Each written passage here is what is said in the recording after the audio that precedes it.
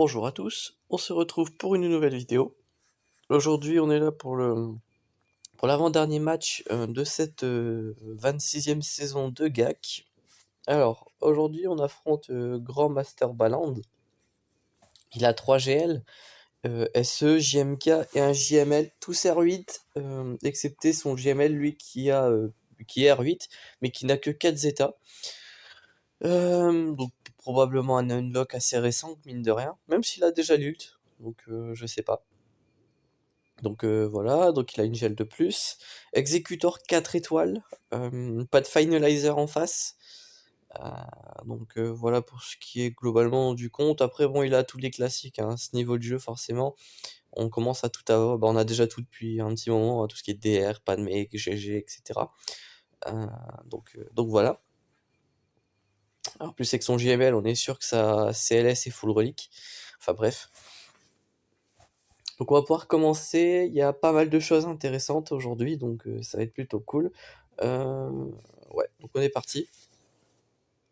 Donc, je vous montre rapidement ma défense, c'est la même que la dernière fois, mais pour ceux qui arrivent en cours de route, ça peut être intéressant. C'est rien de sensationnel, il n'y a pas de GL, il n'y a pas de très grosse team méta sur le devant pour l'instant. Il y a juste dans le back où voilà, j'ai une Padmé 4 avec une DR et une Mot Matma. La Mot Matma est pas terrible, on est bien d'accord, mais il y a au moins la Padmé 4 avec la DR.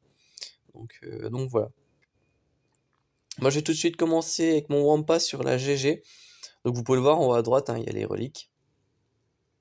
Donc on est sur du R7 sur GG, R4 et pour le reste, R3 pour Nut et R5 pour Magna Guard.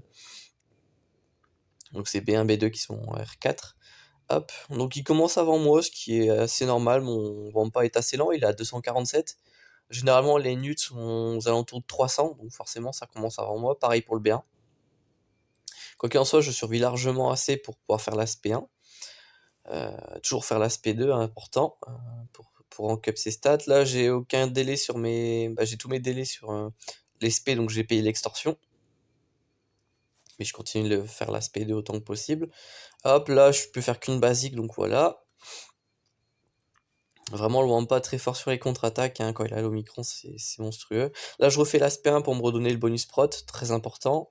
Le B2 meurt sur une counter, sur une contre-attaque. Hop, je SP2. Hop, et puis on continue, hein. Là c'est plutôt tranquille. Tac. Donc là on fait toujours l'aspect 2. Hop, voilà. Là je paye l'extorsion parce que j'ai rien d'autre à faire de plus important. Nut qui meurt une première fois sur la contre-attaque. Hop, là je refais la WE pour me donner le bonus prot. Hop, bon là ils me mettent assez cher, puisqu'ils m'enchaînent l'extorsion plus l'aspect 2 de GG. Donc c'est pas super ouf. Il joue beaucoup en face quand même, mine de rien. Là, je paye l'extorsion. Voilà. Voilà, donc là, on se paye 2. Ils ont réussi à percer ma prot. Donc là, je vais être obligé d'attendre un tour de plus. Donc là, je fais plutôt une basique. Le B2 meurt. GG prend 2 tours d'affilée, ce qui sent un peu mauvais. Mais ce qui est bien, c'est que le Wampa contre-attaque. Et sur son contre-attaque, il a un assez gros vol de vie. Comme ceci. Donc, le tant que vous survivez et que Wampa contre-attaque, c'est plutôt bon. Voilà, là le GG a décidé de mettre quelques petites attaques, mais au final, voilà, j'arrive à le tomber, 78 bannières, ce qui est plutôt propre. Là, j'aurais une Kira Nest sur la Motma. Hop, voilà. Tac. Hop, je vais laisser le combat se lancer. Hop. Voilà, donc là, logiquement, ils vont défoncer la Kira, qui va mettre un peu de temps à tomber, mine de rien, alors qu'elle est quand même assez squishy, voilà. Normalement, elle est censée se faire one-shot. Tac. Donc là, c'est censé être mon contre-attaque. Et là, il y a le scout qui me met un stun, puisqu'il crit. Et quand il crit, il stun, en théorie. Je crois que c'est ça l'idée. Euh, donc ça, c'est pas bon. Enfin, c'est une compo TM, c'est-à-dire qu'une fois qu'il joue tout le temps. Il faut savoir aussi que la grenade de Cara Dune kick du TM. Donc là, on a trouvé le très bon combo anti-solo timeout. Super marrant. Donc là, je suis stunlock, très clairement. Ils vont jouer, ils vont jouer, ils vont jouer. Mais du coup, ça me laisse le temps de parler. Voilà, la Kara, elle quitte mon TM et ça continue. Mais ça me laisse le temps de parler d'une mécanique qui est super intéressante. C'est que en face, ça gagne du bonus à fond, un bonus de speed, vous le voyez, un bonus de défense, bonus d'attaque, bonus pouvoir, chance de crit. Il y a quelqu'un qui donne son bonus. L'invocation de Motmotma, elle reçoit pas mal de boost aussi. Elle va se donner la pénétration d'attaque quand il sera passé à un certain système, à un certain rang, parce qu'en gros, Motmotma, elle donne une espèce de promotion aux soldats. Enfin bref. Et tout ça, ça contribue à augmenter le DPS de Nest. Quand je dis ça contribue, c'est vraiment un coup de 2% de dégâts critiques sur comment dire, sur ces 2% de dégâts critiques supplémentaires pour chaque boost qui expire, me semble-t-il, ou alors c'est quand il le gagne. Un des deux. Bon, ça fait pas une grande différence, parce que dans tous les cas, les boosts finissent par expirer, et, même si c'est au moment où il gagne, dans tous les cas, c'est 2%. Ce qui veut dire que là, certes, ma Nest est stunlock, ce qui est vraiment relou. Là, j'avais mis mode auto, j'étais parti faire à manger, moi, dans la tête, j'avais time out. Et en gros, ce qui va se passer, c'est qu'à un petit moment, c'est que Ness va réussir à sortir de stun. Et elle va pas se faire restun derrière. Ce qui est plutôt cool. Et à partir de ce moment-là, avec tout le boost qu'elle est en train d'emmagasiner là. Ouais, bon, je prends le daze en plus avec le stun suffisait pas. En fait, elle emmagasine tellement de dégâts que si elle arrive à jouer ne serait-ce qu'un seul tour, en face, ils vont prendre cher. Mais quand je dis ils vont prendre cher, ils vont prendre vraiment très cher. D'ailleurs, le retrait de Cara Dune qui est pas passé, je sais pas si vous avez regardé, mais la grenade n'a pas kick le TM. Enfin bref. Euh, Et en gros, là, c'est si elle arrive à sortir, elle va pouvoir jouer et faire des dégâts. Ou alors on va time out. Je vais pas spoiler, euh, mais on va attendre, hein. Hop, voilà. Donc là, elle peut commencer à contre-attaquer, c'est cool. Hop. Voilà, donc voilà, elle fait déjà 80 000 alors que c'est la première fois qu'elle joue, hein. Hop, voilà. Bon, là, Cara Dune qui revient à la vie parce qu'elle a le bonus pouvoir et avec son zeta, voilà. Mais là, vous voyez, un perso qui prend une contre-attaque se fait one-shot systématiquement. Hop, hop. Donc là, je suis à 1 minute 30, hein, avec les bulles X-Recorder, on le voit mal. Mais voilà, je suis à 1 minute 30 de la fin du fight. Et pour l'instant, c'est Cara Dune qui prend tout le dégât. Hop, tac. Voilà, elle me kick encore le TM, donc là, vraiment, c'est mal barré. Mais pour l'instant, mon DPS continue de rank up. Donc c'est ça qui est moins bon. Là, je me fais pas stun par l'éclaireur, Dieu merci. Hop. Là, le Keikatan qui met des grosses patates, mais bon, j'ai tellement stacké de prot que. Là, il me redaze. Pas de bol. Donc là, on a plus de contre-attaque. Hop. Tac, tac, tac. Donc là, il continue de jouer, hein. Il reste 50 secondes. Il y a le Keikatan qui va refaire un tour. Voilà. Hop. Le pot, il rejoue encore un tour. Et là, yoink. Voilà, c'est comme ça qu'on règle un S versus Motmotma. Et tac. Donc la petite AOE qui en a kill 3. Donc Motmotma, voilà, n'arrivera pas à les revive tranquillement. Je fais une SP1, tranquille. Ah, et là, Cara Dune n'a plus le bonus pouvoir. Donc là, je me dis peut-être. Hop, contre-attaque. Et c'est parti. Il restait 9 secondes. Donc voilà ce qui s'est passé sur ce match qui m'a stressé de fou. J'étais vraiment en PLS quand j'ai fait ce match. Mais vraiment, le fait que Nest rank up ses dégâts à chaque fois qu'il y a un boost, en fait, ça fait que même si elle joue pas, elle se rank up à mort. Et il suffit qu'elle joue un tour, et là, c'est terminado. La bête est lâchée. Ouais, monstrueux le truc. Donc j'ai fait 64 bannières, parce que Kira plus la prod de Nest qui saute, ça fait -4, donc 2 persos ça fait 68 s'ils finissent full vie full prot. Et avec si un des deux qui meurt plus perte de prot, ça fait -4, donc 64. Bon, là, il y a des Ewoks au micron. Enfin, Chef Sherpa au micron. Mais bon, même avec le plus 30 de speed, mes IT sont à des années-lumière de, de se faire fumer, quoi. Les- Voilà, mon pied est à 339, plus le lead de vire, ça fait 359. Faut se lever pour outspeed un pied à 359 avec des Ewoks. Hop. Donc là, on fait une SP1 sur le Dark, ça donne beaucoup de TM à tous mes alliés. Je m'assassine sur l'ancien Ewok, comme ça je le tue, plus de revive, et en plus, moi, ça me permet de gagner mon TM.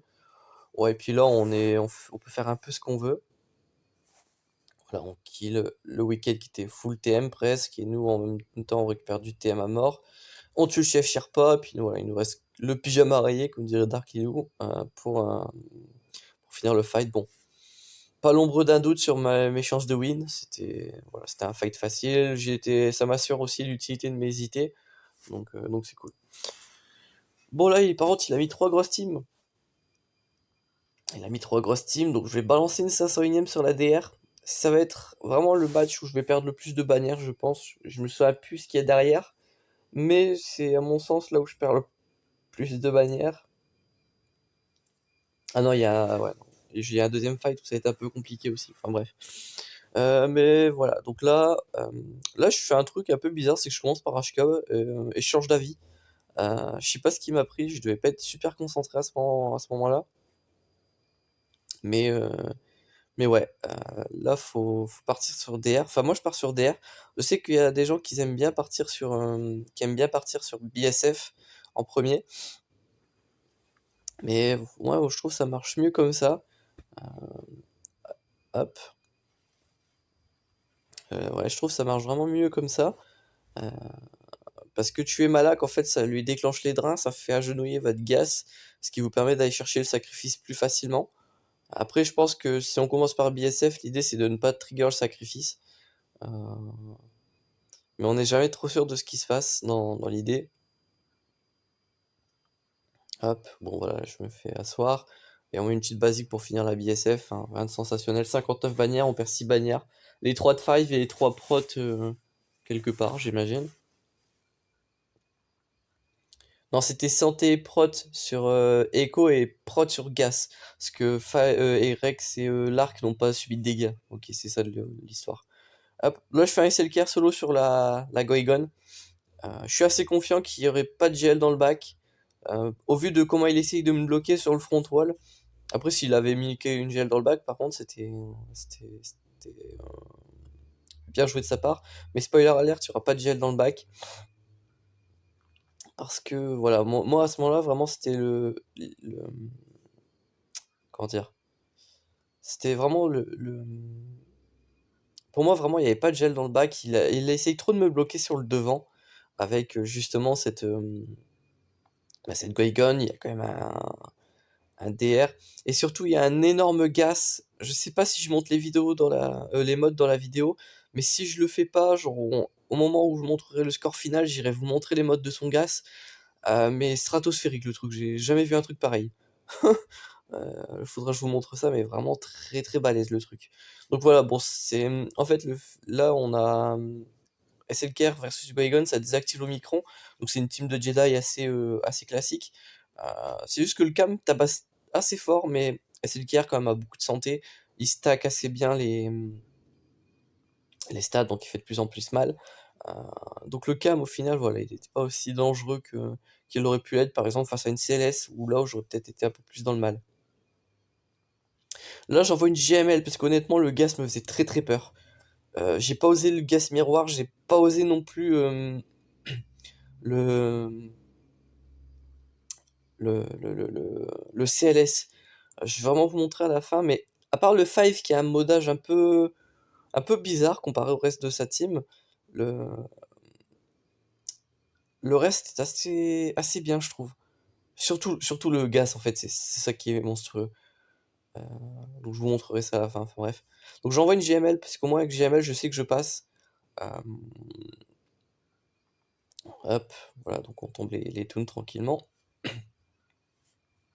Donc là, sur le premier agenouillement, j'arrive à tomber 3 clones, donc c'est plutôt cool. Hop, je me donne un petit bonus d'attaque. On fait tomber assez rapidement la prod du gaz, mine de rien, parce que même s'il en a beaucoup, je vais vous montrer ça, hein, je rappelle, mais même s'il en a beaucoup, les spellites font très mal puisque c'est basé sur la prod de JML. Donc, hop. Là, je me dispelle les days qui sont assez pénibles. Je booste mon JKL. Hop, ça genouille gaz par la même occasion. Tac, basique. On va faire une basique. Gaz se relève déjà. Il se relève full prod d'ailleurs, ça qui est assez fort. Alors qu'il était à 10% de sa prod limite quand j'ai tué le dernier clone. Hop, donc voilà, j'essaye de heal mon JML, mais pas le temps d'ult. Hop. Donc ça fait un petit 61, ouais. 61 bannières. Pour tomber un gas aussi fort, c'est plutôt intéressant. Et dans le bag, voilà, il n'y a pas non plus des choses sensationnelles, mais c'est pas non plus n'importe quoi. Donc voilà. Il me semble-t-il que je vais peut-être tomber la BH, mais en tout cas, je sais que je vais tomber le Nord à un moment. Qu'est-ce que je vais faire en premier? Ipivador, oui, sur les géos, ça c'est classique. Il y a un droid de K, donc attention. Euh, c'est censé contrarier plusieurs counters. Déjà, ça counter, ça empêche les Jawa. Enfin, ça les rend très relous en tout cas. Euh, Ça empêche, ça va aller sensiblement embêter le Trium. Et Ipivador peut être contrarié. En fait, le truc, c'est, me semble-t-il, que le droid de K a un assez gros bonus de speed. Euh, on va savoir comment. Donc voilà, il joue assez vite. Le droid de K, et là, voilà, et là, il est full TM, alors que c'est un perso super lent de base. Je connais pas bien son kit. Moi, je sais juste qu'il fait mal en fonction de la speed de lui et de son adversaire. Mais je sais pas comment sa speed fonctionne. En tout cas, on va pas le vérifier sur ce match. Donc, c'est plutôt cool. Hop.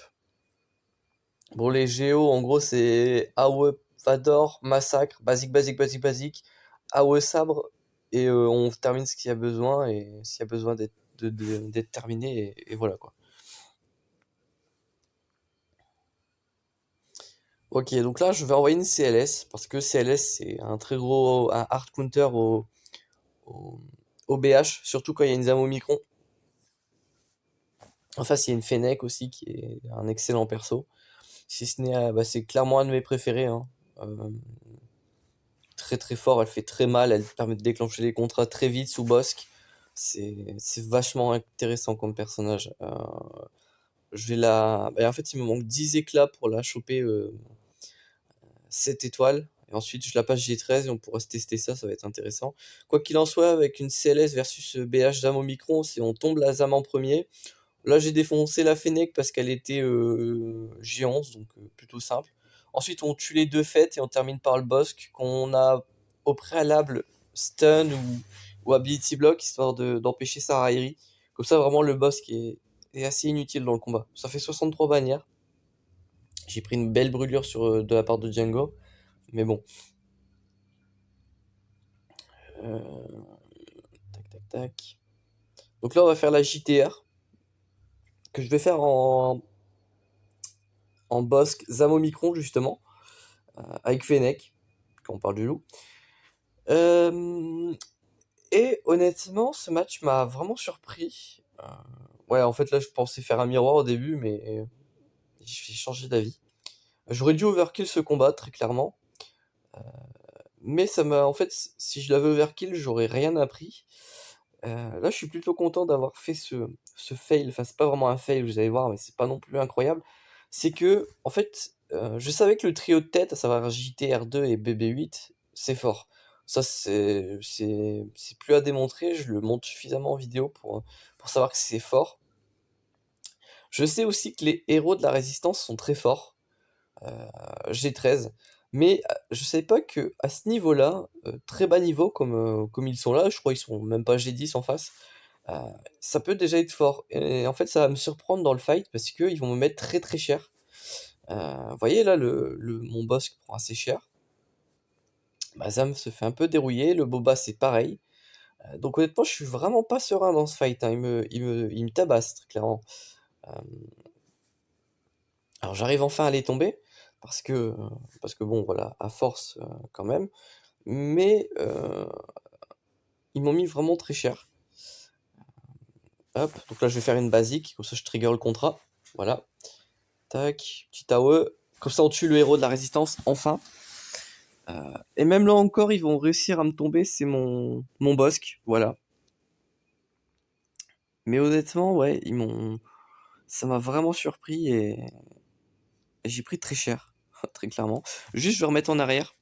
Hop, juste ici, donc là, voilà, Dengar refinit le R2.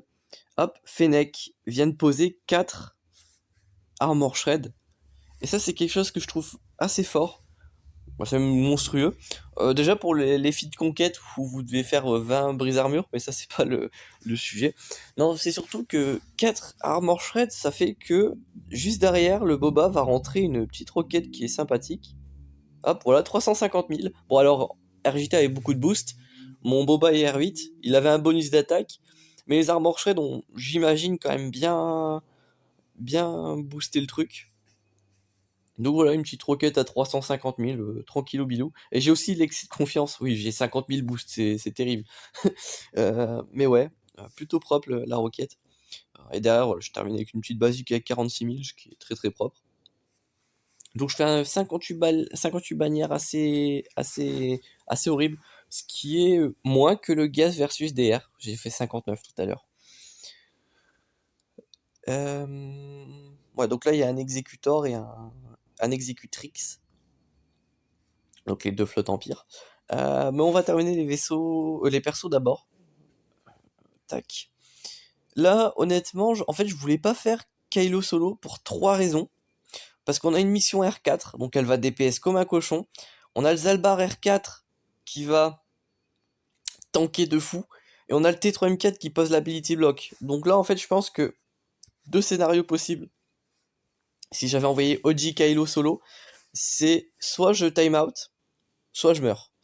Euh, les deux ne sont pas enviables, mais pour moi, les chances de win étaient vraiment pas assez élevées, à mon avis, pour espérer tomber la Cars lead avec Kylo, justement. Donc moi, je vais faire une full FO. Donc là, il y a bien OG Kylo, mais avec le reste. Pourquoi cette team-là? Bah, en fait, ça va être le lead de Cru. En fait, à chaque fois que vous prenez un boost ou un debuff, vous récupérez, je crois, si je dis pas de bêtises, c'est très précisément 4% de prot et de santé. Je sais pas si c'est 5, 8 ou 4%, mais pour moi, dans la tête, c'est 4%. Dans tous les cas, vous allez, en fait, à chaque fois qu'en face, ils vont vous infliger des malus, vous allez récupérer de la prot. Et en face, ils infligent vraiment beaucoup, beaucoup de malus, ce qui fait que votre team est intuable, littéralement. Au même titre que le Zayelbar, si j'avais fait OG Kylo, limite.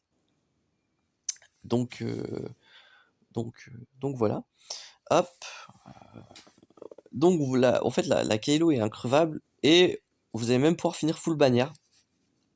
En fait, là où je me rends compte que j'ai eu totalement raison de faire la crue lead, c'est que le Zalbar, à un moment, je vais le full DPS euh, et il prend absolument aucun dégât. Alors je sais qu'à chaque fois que je le frappe, grâce à sa Zeta, il récupère un bonus de défense, mais ça reste quand même assez énervé. Donc, euh, donc ouais. Ah, pour continuer de basique avec le cru, hein, pour tomber tranquillement pour récupérer la raillerie. Ensuite, on fait des mass assist. Bon, là, la mission est invisible, pardon. Donc, je peux rien faire. Hop. Tac, donc on continue le Zalbar. Là, la mission est dispo, donc je peux la tomber. Et maintenant, il n'y a plus qu'à tomber le Zalbar. Donc, honnêtement, voilà, j'étais pas serein avec l'OG Kylo.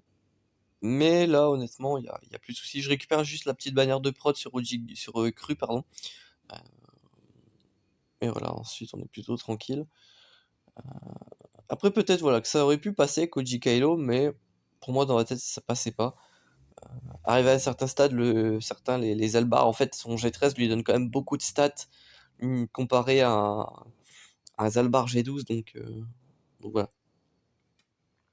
Pour ce qui va être de la Bamli de Logir, il y a quand même juste le Dengar et le IG relique. euh, c'est c'est que là je vais l'envoyer en 3vs3. En face même les oiseaux siffleurs feraient pas beaucoup de dégâts j'imagine. Donc voilà, j'y vais en Jedi réduit, donc j'envoie Bastillide, parce que Bastillide c'est 200% de prod supplémentaire. Donc ça pour les bannières c'est très bien. Si vous êtes sûr de win le combat quoi qu'il arrive, c'est peut-être mieux de mettre une Bastille à la place d'un Revanid. Euh, alors Revanid c'est mieux dans le sens où ça permet de tomber des plus grosses teams, mais là on est sur du très low gear, pas dangereux. Donc autant mettre un 200% de prot pas dispellable afin d'assurer vos bannières de prot, parce que dans tous les cas, voilà, on est sûr de win. Euh, donc voilà. Hop, voilà, un petit 67 bannières tranquillou. Donc à part les deux combats avec le gas et avec les BH, honnêtement, on s'en est plutôt bien sorti. Donc là, j'ai quand même deux flottes en offense. Le Nego et le Malvo contre un Exé et un Executrix. Executrix, ouais.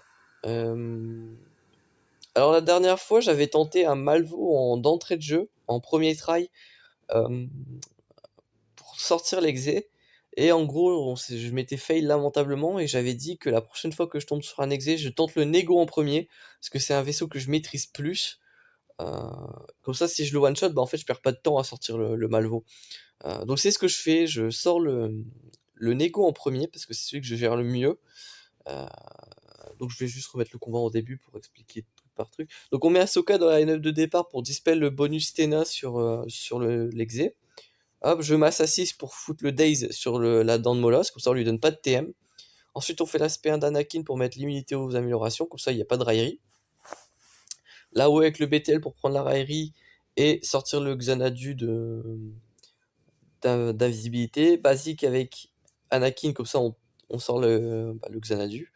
Là, mon Anakin est marqué, mais c'est pas grave. Voilà, bon, là, je prends un petit hit. Mais c'est pas grave, parce que là, je vais, quand ce sera mon tour de jouer, sortir Plo Koon. Comme ça, je vais heal à la fois Ahsoka et Anakin. Je vais les dispel. Hop, et là, je peux me TM up, non? Ouais, si je me TM up, c'est bien ce que je pensais. Donc, je fais une basique. Basique. Là, je suis bloqué sur le tonne de la dent. Je me mets la loyauté infinie, comme ça, on est sûr de survivre. On reset la raillerie sur le BTL. Il sort IG, pourquoi pas. Là, il fait un truc très bien, c'est qu'il va marquer ma Tano. Euh, Hop, je remets limité aux améliorations sur la dent. Ouais, ouais, attendez, hop, je vais pas aller trop vite. Donc il a marqué ma Tano, comme ça, en fait, juste avec Tano, je peux pouvoir faire l'aspect 2, comme ça je vais dispel. Donc finalement, leur marque, ils l'ont mis dans le vent. Et là, je vais juste revenir quelques secondes en arrière, parce qu'il y a eu un cas de figure que j'ai trouvé assez intéressant.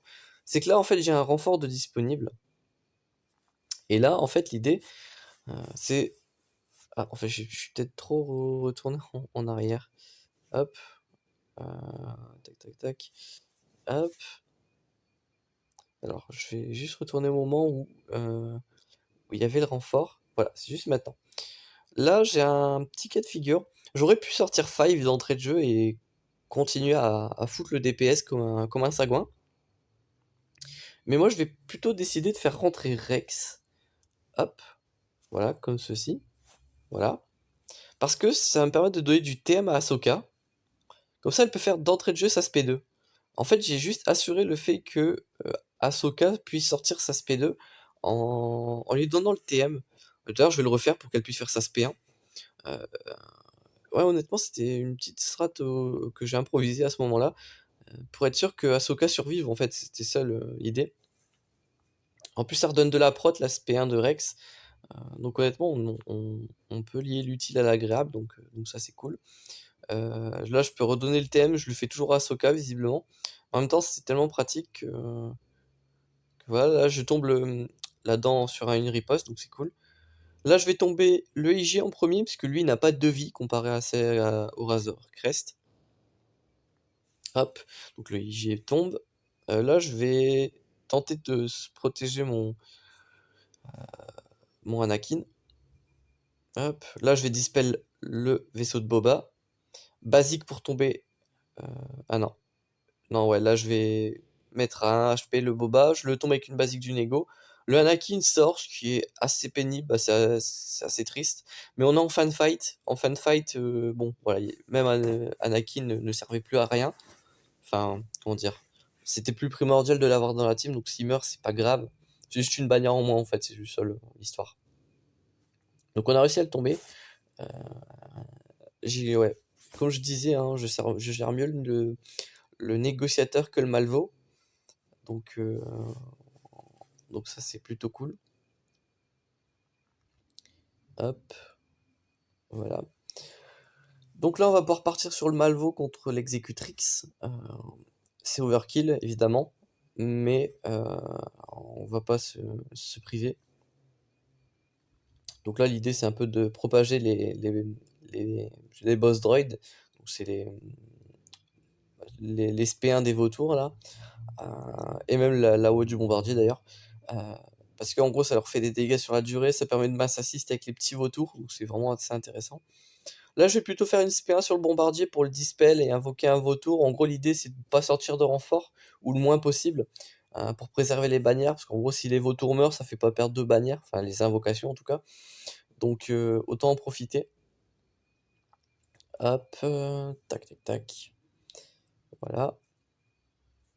Donc là, le Sunfac meurt. Hop. On va essayer de tomber le vaisseau du maraudeur, comme ceci.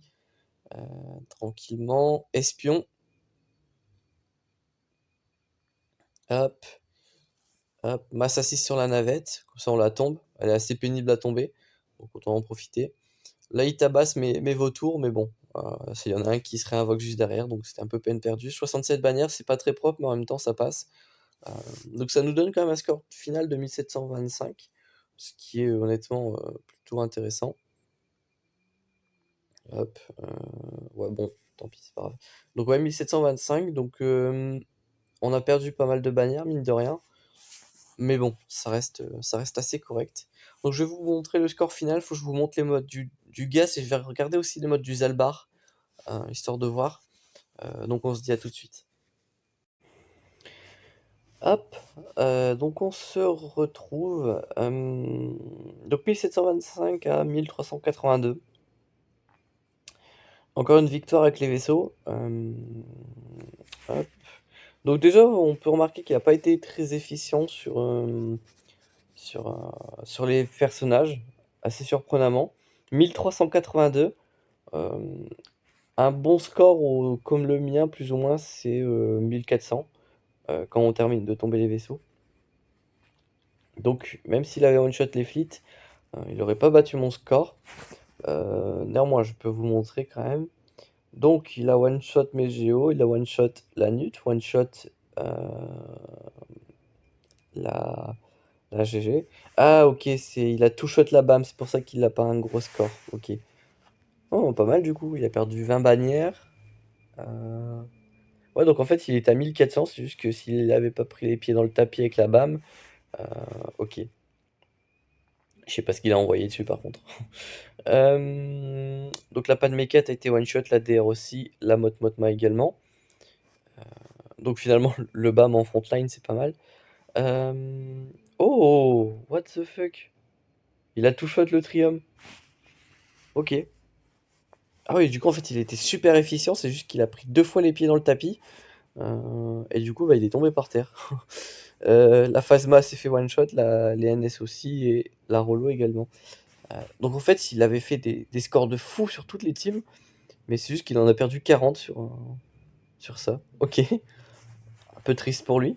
Et il a 3 tentatives sur l'exec. Donc il a quand même tombé le Dent de Molosse et le Razor, c'est pas mal. Mais c'est lose pour lui. Je sais que c'est un peu traître de mettre l'exec en def comme ça, mais déjà j'ai l'avantage sur lui, donc je vais pas me priver. Mais surtout, c'est dans l'idée ce que je trouve un petit peu normal dans l'idée de faire ça, c'est que bah, si mon adversaire sait que je pose l'exec en def, ouais, que je pose l'exec en def, et que lui il a le matos pour me bloquer en haut, parce que je rappelle qu'il a 3 GL, pourquoi il les pose pas en fait, c'est un peu l'idée. Donc ouais, pourquoi il me bloque pas ici avec ses 3 GL, avec des flottes trash derrière, pour justement, en gros, si lui me clear bah, les 3 territoires, donc clear un territoire de plus. Donc moi en gros j'aurais clear que ces deux-là. et, euh, et, euh, et au final gagner juste en me bloquant ici, en me laissant, en restant plus qu'une gel ici. Après oui, c'est prendre le risque que j'arrive à en soft une, on est bien d'accord, mais bon, mais bon. Enfin bref. Donc on va regarder rapidement dans le roster. Tac, tac, tac. Alors c'est le Gas, parce que le Gas voilà, m'avait choqué de fou. Hop. Déjà il y a 0 de santé. Donc pour passer en CLS, les expos vont lui faire les dégâts minimum. Il a 121 000 de prot, 272 de speed, donc c'est vraiment pas mal. 10 500 d'attaque, donc c'est pas trop mal. Il a un petit 11% d'armure, hein, c'était pas assez. Donc 9000 d'attaque spé. Et il a un plus 11% de résistance. Donc honnêtement, le Gas, il est béton, mais genre de fou. On va aller dans la 501ème. Le Rex, je vais regarder sa speed, mais de mémoire, c'était pas mal non plus. Hop, voilà, il est à 301. Bon, c'est très classique pour un Rex, mais en même temps, ça marche tellement bien. Le Arc, il est bien modé, hein, voilà. Bon, la speed est pas ouf, par contre, en attaque physique, voilà, il est à 9002, ce qui est vraiment pas mal pour du R5. Echo, ça doit être pareil. Echo, 6005, c'est pas mal. Ah oui, 9006 d'attaque SP. Voilà, pas dégueu du tout. Et le 5, alors lui, le 5, c'est peut-être la bête noire de sa 5 of First. La 501ème, c'est quoi? Il a 103 000 de santé, donc une CLS n'en ferait qu'une bouchée. Mais pour ça, il faut réussir à coucher le gaz. C'est pour ça qu'il me faisait super peur en CLS. C'est que je pense que je le passais pas. En plus, il est R8 le gaz, donc voilà. Ancienne rep. On va regarder le Zalbar. Voilà, le Zalbar, voilà, il a 72 000 santé, 80 000 de prot. Combien de Tena? Il a 61 de Tena, ok, j'aurais peut-être pu lui rentrer des ability blocks. Donc voilà, 70% d'armure avec un 68 de résistance.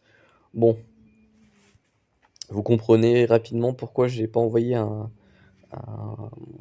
Audi Kylo. Par contre, lui en pouvoir, ouais, il a que 50% de pouvoir, c'est pas non plus incroyable. Enfin bref. Enfin bref. Ouais, donc adversaire plutôt pas mal pour le coup, avec une différence de 1 million de GP. Donc ça c'est cool. Enfin bref. En tout cas, j'espère que ce match vous aura plu. On se retrouve très bientôt pour de prochaines vidéos. D'ici là, portez-vous bien.